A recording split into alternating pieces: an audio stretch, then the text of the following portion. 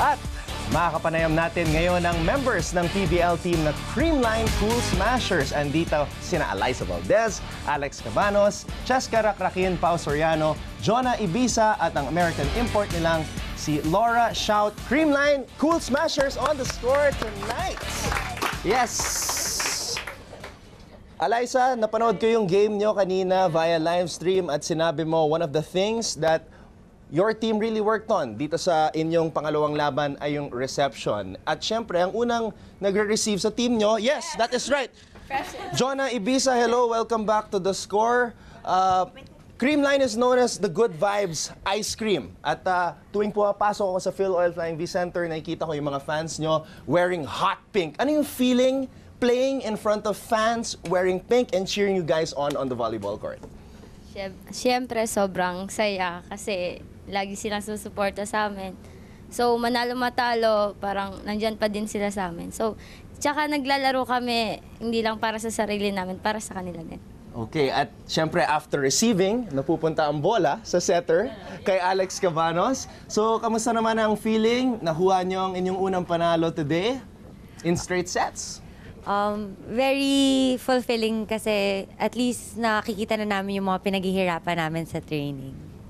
Okay, and as a setter, Alex, pumipili ka ng mga spikers.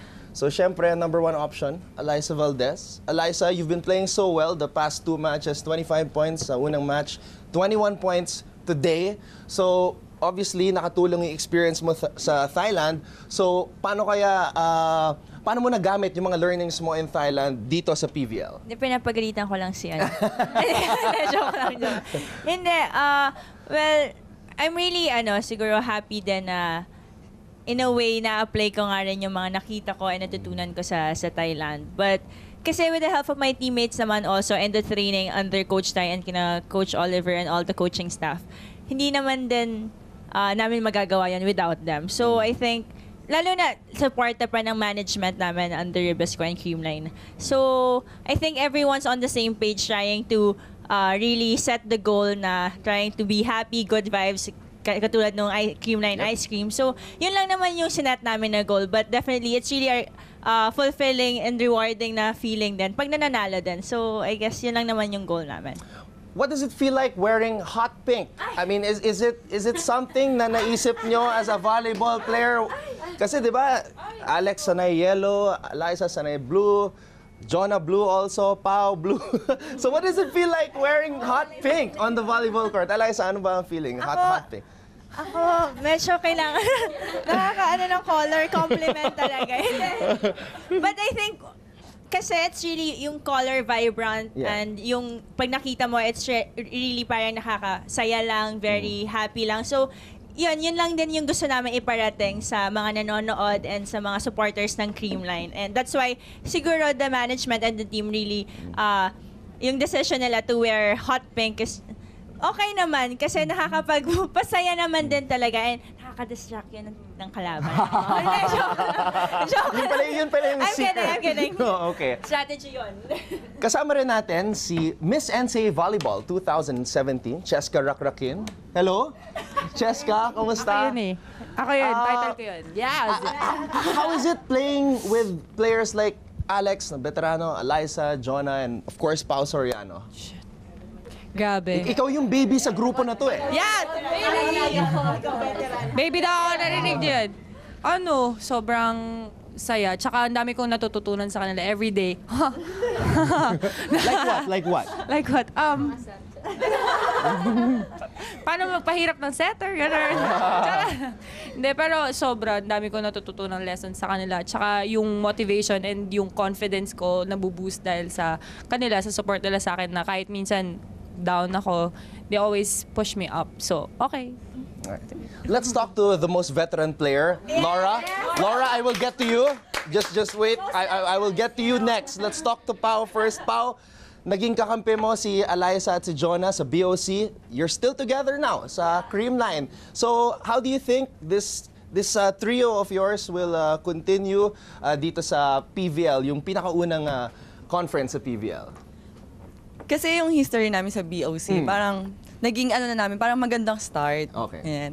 So ngayon pagpapatuloy lang namin and marami na rin kami dapat i-improve kasama yung mga bago naming ka-teammates. So siguro yung ano lang, yung maturity lang sa game, yan yung makakontribute namin. At sigurado ako na excited rin kayo na makalaro na on the volleyball court si Laura. Yeah! And Laura, I'm sure you're itching to finally get to play and represent Creamline. But I'm sure a lot of fans are also wondering about you. So could you give us a background? I heard you came from the States, and what's your story? How did you come here to the Philippines to play for Creamline? So I am from Oregon, which is right above California in the U.S., and I was here this past September through December, and I played, and that was a good experience, and I knew from that experience that I wanted an opportunity to come back, and Creamline gave me this opportunity, and it's been awesome. Like, they have been the nicest, most welcoming people, the team, the company, everyone. Like, the embodiment of good vibes, it's real. So do you think the embodiment of good vibes matches your personality? Yeah, I think as a player, I play better when we're happy and the team is jiving, and so just the whole good vibes type of feel is great for me as a player. But does Coach Tai make you guys happy in training? Because everybody knows na napakahirap magpa-ensayo ni Coach Tai. Eliza, na-experience mo yan for so many years with Ateneo.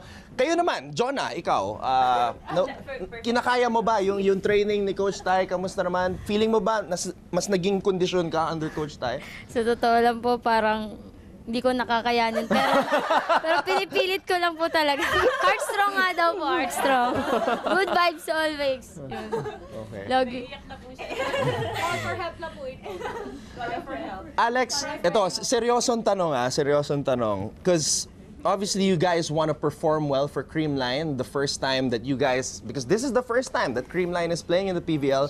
So, sino yung nakikita nyong teams na will give you the biggest competition? Kanino kayo na-impress sa PVL?